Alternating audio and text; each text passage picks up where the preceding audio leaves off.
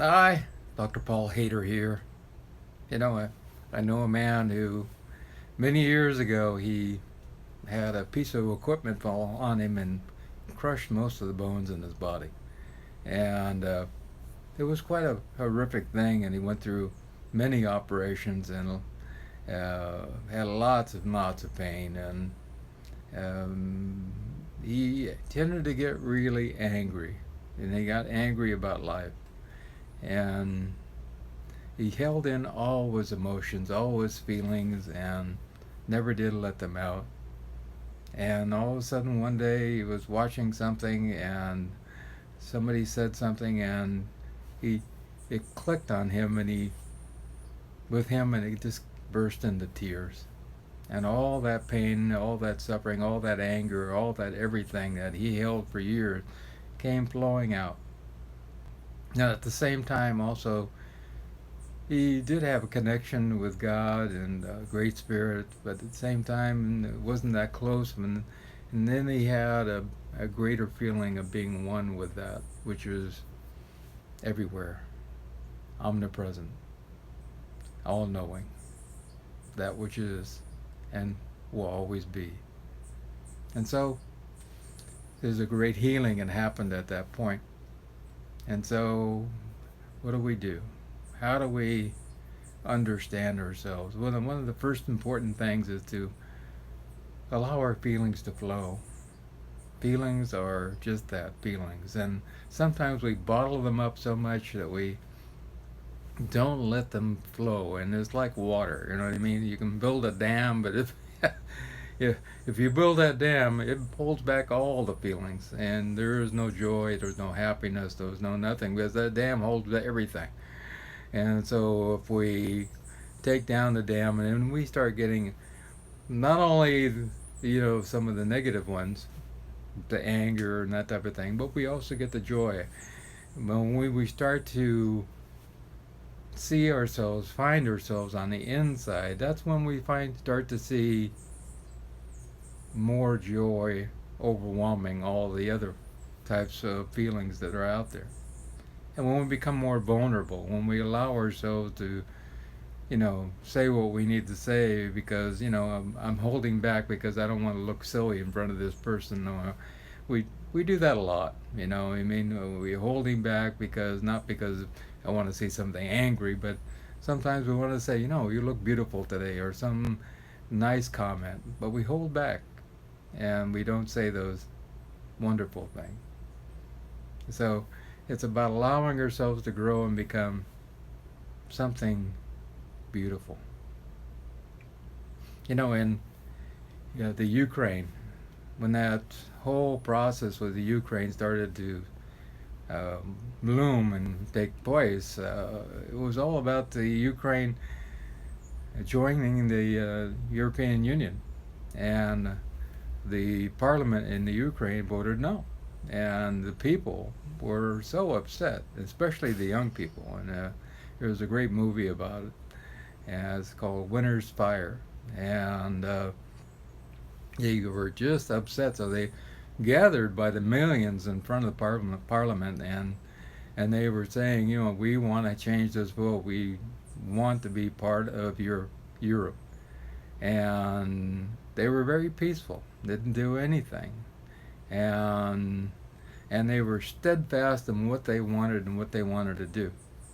But really what got me was that all the great religions came together. There was the Catholics, there was you know, the Greek Orthodox, all these different, the Buddhists and the Hindus, and everybody came together, and they were all the priests and everything were there, and they were all working together for the good of this country. And eventually, the president started shooting at people, and the police came and started beating people to death. And but they didn't give up. Here's the dead of winter in Ukraine. It's really cold, and these people stayed there for months. And eventually, they did have people die because the police became brutal. But eventually, they overcame because the president left, and Parliament changed their ways of being. they decided to have an equal judicial, you know, president, and the Congress would all have equal power. And it was all because they had this great love of their country, but also the great faith that they had deep down inside. And they weren't giving up no matter what. And they thought it was something it was worth dying for. And there was old women out there, there was old men out there, there was, you know, people who were retired from the military were there, and they were all standing there for months, and the people would bring in food from other areas of the country, and it was a pretty amazing thing. This is what we're all about. We have to let go of our separations, and we have to come together as one being. Now, it's very interesting that Edgar Mitchell, you know, he's one of the astronauts that went into space, and able to see the Earth from a very small distance. It looks like the moon, but it was about twice as big as the moon. And it's blue, you know, marble out there. And it had a very interesting experience. It was, everything was one. I mean, it wasn't as though he knew it cognitively. It was something he felt deep down inside, and he went looking to see why that is. And he kept searching because it was so powerful for him, and he couldn't understand it. At the same time, he also did an experiment with some of his friends down on Earth about being able to, you know, pick up subliminal messages from people from thousands of miles, 200,000 miles away. And it actually worked. And so he was really intrigued by this, and to this day he's actually been doing a lot of studies about what this is all about. What is life all about? What is death all about? What is this scientific understanding of all this? And in the last few months, they've actually been able to delve down into the actual form of the wave, which actually is consciousness. And they were all came about because they were looking at how to make better MRI images. MRI, so you can look into your body, you know, and because it works on waveforms also. And from there, they were able to see that this waveform not only is a waveform, but it also carries information. And this information is created, just like in quarks and subatomic particles and the quantum world. They're created and then reabsorbed. And they have now figured out that all of this is exactly what's going on when we pass over to the other side. We are part of that material, this waveform, these particles, which can be a wave, can be a particle, and can be everything, because it's all information of everything. It is not just information of you, or not just information of me, it's information of all things. It's a holographic understanding of the universe. And this is why all the great gurus and saints and all the great seers and seekers who have found the answers to the universe, they're not looking out there. They've always said the answers are much closer. They're inside here.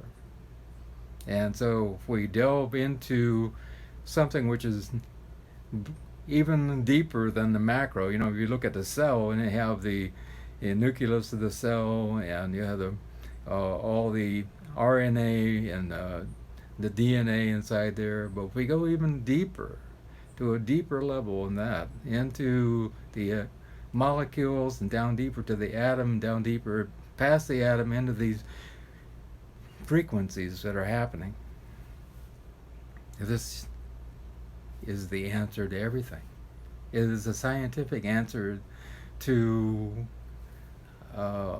alternative healing, in fact. Because if we influence that waveform, we can change things. If we understand this also, it understands, you know, multiple lifetimes also.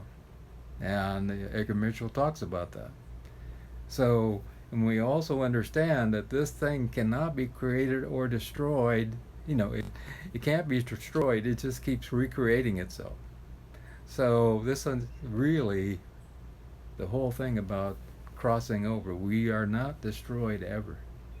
And it has really nothing to do with anything in the way of what we understand from many of the great spiritual precepts out there.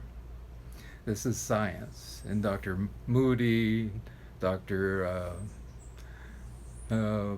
Perry, and also Dr. Moore, and a whole bunch of different people doing real experiments on near-death experiences have found it doesn't matter what the culture the person comes from, doesn't matter what kind of upbringing they had, what kind of spiritual upbringing they had, they all go to this place of great peace.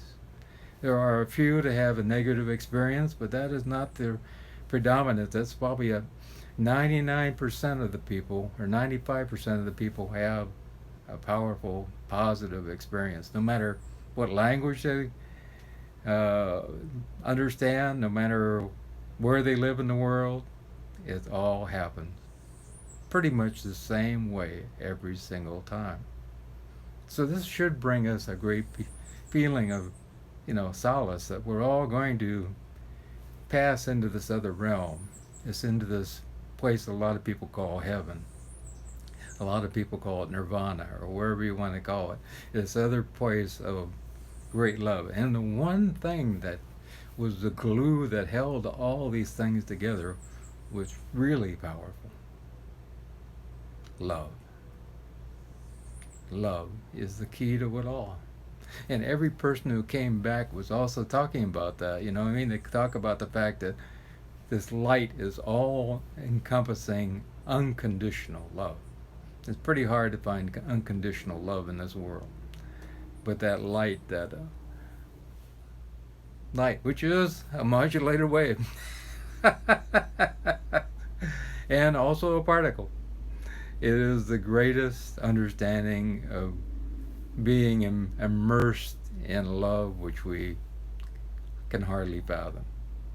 And some people have that happen to them when they're in meditation. I've had it happen to me. All of a sudden you see the great white light, and without a doubt you don't want to come back, because it's just an immersion in what some people might call God. And it's amazing.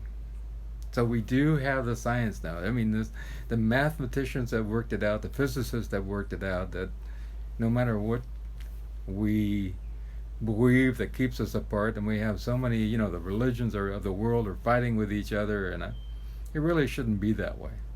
Like in the Ukraine, we need to all come together, and all the different factions come together in love, and that's the only important thing.